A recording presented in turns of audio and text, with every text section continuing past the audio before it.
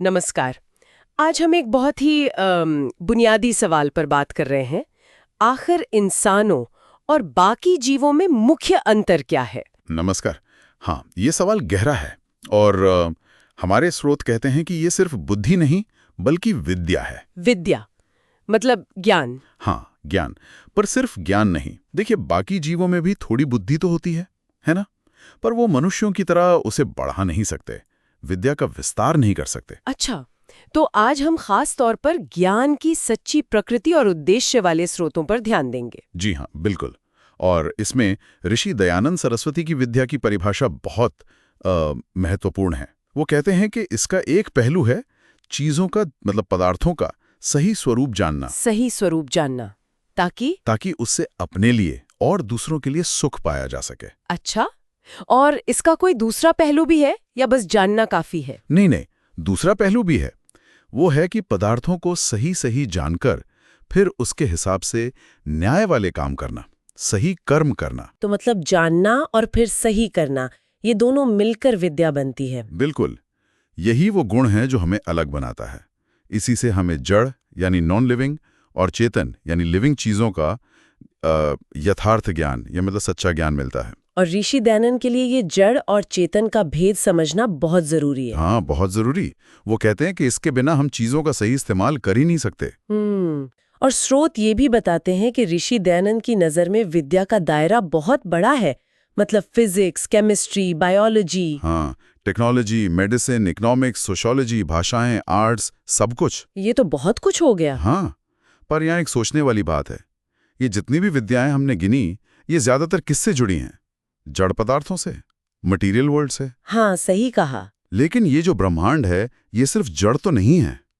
न इसे बनाने वाला पूरी तरह जड़ हो सकता है, न इसे महसूस करने वाला। तो इसका मतलब ये है कि जो हम आजकल साइंस या नॉलेज समझते हैं, वो शायद अधूरी है। ऋषि दयानंद के अनुसार हाँ, ये विद्या का सिर्फ एक हिस्सा है, आधा हिस्सा कह सकते हैं। अच्छा, तो दूसरा हिस्सा क्या है जो ज्यादा जरूरी है? दूसरा और शायद ज्यादा जरूरी हिस्सा वो जुड़ा है चेतन तत्व से, कॉन्शियसनेस से। वो चीज जो फिजिकल साइंस की लिमिट्स के भी पार है। यानी जड़ और चेतन दोनों का ज्ञान। हाँ, जब दोनों का ज्ञान मिलता है तभी विद्या पूरी होती है। तो फिर विद्या की पूरी परिभाषा क्या हुई ऋषि दयानंद के हिसाब से? उनके शब्दों में अगर कहें तो, जिससे ईश्वर से लेके पृथ्वी पर्यंत पदार्थों का सत्य विज्ञान होकर उनसे यथा योग्य उपकार लेना होता है, इसका नाम विद्या है। ईश्वर से लेके पृथ्वी तक सब कुछ, उसका सच्चा ज्ञान और फिर उससे यथायोग्य उपकार लेना।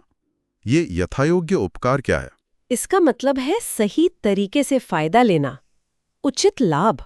सिर्फ अपना फायदा नहीं, बल्कि ऐसा उपयोग जो नैतिक हो और सबसे जरूरी सभी प्राणियों के लिए अच्छा हो, सर्वहितकारी। सर्वहितकारी, ये बहुत महत्वपूर्ण लगता है।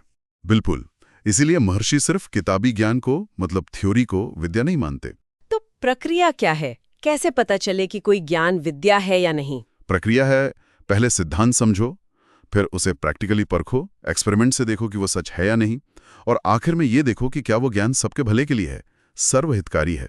अच्छा, अगर इन कसौटियों पर खरा उतरे तभी वो सच्ची विद्या है, वरना वो अविद्या भी बन सकती है। अविद्या मतलब जो विद्या ना हो।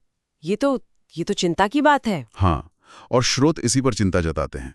वो कहते हैं कि आज की दुनिया इस सच्ची यथार्थ विद्या से काफी दूर दिखती है, बल्कि आजकल का जो ज्ञान है वो कई बार कंफ्यूजिंग होता है, आपस में ही विरोधाभासी। और उससे दुख और अशांति भी बढ़ रही है। हाँ, बिल्कुल। स्रोत कई उदाहरण देते हैं, जैसे मान लीजिए फूड साइंस। हाँ, अब इसमें क्या होता है? भ्रम फैलता है, लोगों का समय पैसा सब बर्बाद होता है। ये सच्ची विद्या नहीं हो सकती। हाँ, क्योंकि वो स्थिर और सबके लिए अच्छी होनी चाहिए।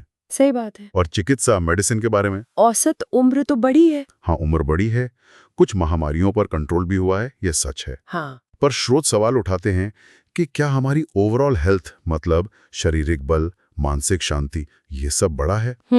या फिर नई नई बीमारियां आ गई हैं, लाइफस्टाइल डिजीज, या जैसे स्रोत इशारा करते हैं बांझपन जैसी समस्याएं। क्या ये तरक्की सच्ची विद्या के हिसाब से है? ये सोचने वाली बात है।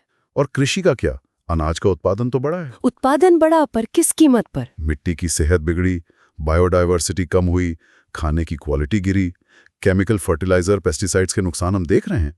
अब जीएम फसलें आ रही हैं, उनकी अपनी चिंता है। तो ये ज्ञान फौरी फायदा तो दे रहा है, पर लंबे समय के लिए और सबके लिए ठीक नहीं है। शायद यही स्रोत कहना चाह रहे हैं। इसी तरह इंडस्ट्रीज को देखिए, हमारी आरामदायक जिंदगी को देखिए, इसका पर्यावरण पर क्या असर हो रहा है।